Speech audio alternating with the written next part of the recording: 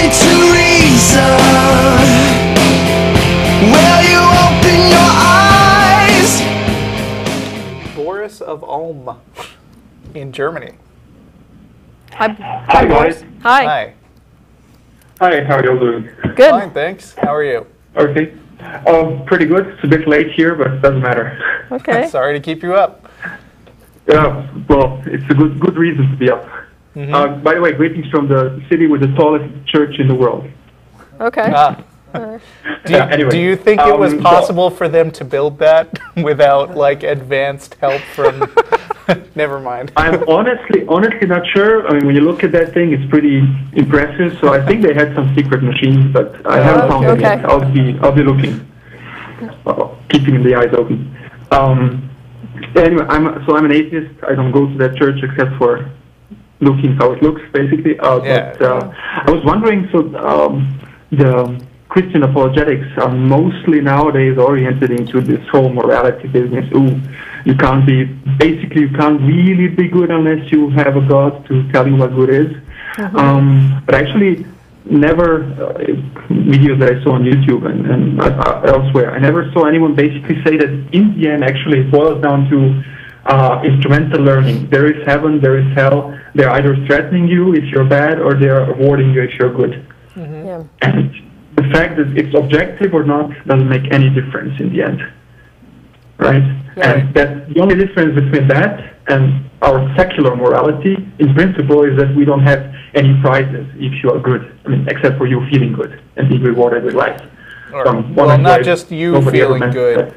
Not just you feeling good, but also managing to get along with everybody who has to deal with the consequences of your actions. Yeah. Yeah, exactly. Yeah, the golden rule and stuff. Yeah, true. Right.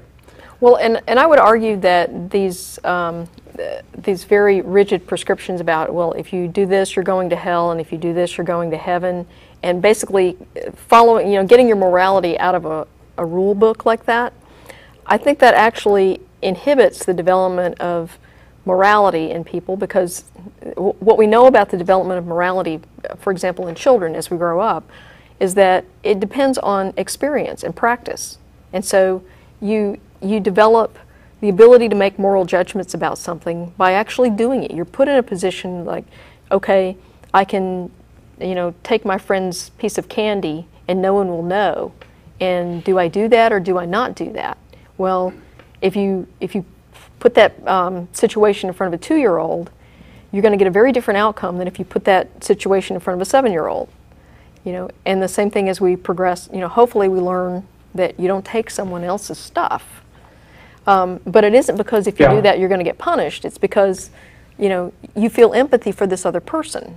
And so you've actually learned, why it's important not to take somebody else's stuff. And the lesson is not that you're going to hell if you do. It's that this other person will be unhappy and upset. You will have wronged someone. And so I think that the rule book that the Christians and the other theists promote actually inhibits the learning that takes place, that gets people to that point. Yeah, and there's kind of 2 stages to learning morality. There is the sort of because I said so stage, which you kind of have to go through before the reasoning ability is there. But there's also the stage where you get somebody to understand the practical reasons for acting in an ethical way. Because if you never instill that, they're going to become teenagers and you're going to be in trouble because saying because I said so is going to cause them to do the exact opposite. Right. And so making sure that the rationale for how you want them to behave is something that's sort of ingrained in them by the time they get that old is really important. I think what religion does is just try to prolong the because I said so stage forever. Yeah. And I mean, I can tell you from experience, and Russell, you probably have seen the same thing. My son is 6 years old now, and the because I said so thing is already not working out. Fair enough. Yeah, I find that he behaves much better if I give him options.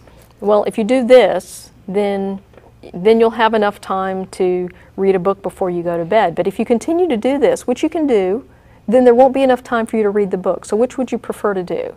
And so that's his way of deciding, how he's going to manage his time and which he would prefer to do. There's no punishment in that. It's just there are trade-offs here, and so I'm teaching him how to make decisions like this, and we do this, dozens of times every day.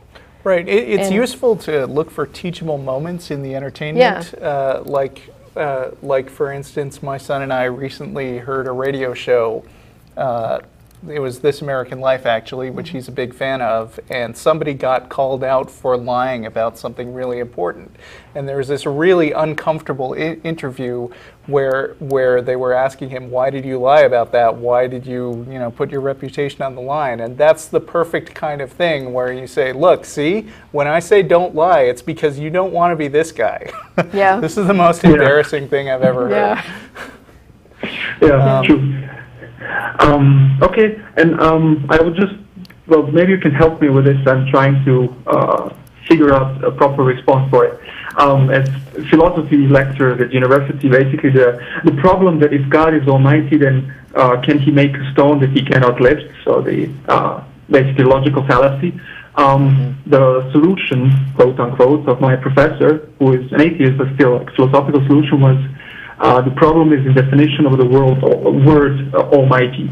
Does almighty mean you can break rules of logic, or it doesn't mean you can break rules of logic? I guess I agree with the professor, except that I would say that almighty is pretty much meaningless. I mean, you can more or less weasel it into whatever you want, and I don't think there's that much point in arguing over the details of what almighty means without coming up with some kind of evidence that there actually is anything that has this property in the first place. So I think that the so heavy that he can't lift it argument is cute, but kind of a waste of time. Yeah, I agree too. I'm actually doing a PhD. I'm doing kind of science. It's just it's purely philosophical argument, but. Right.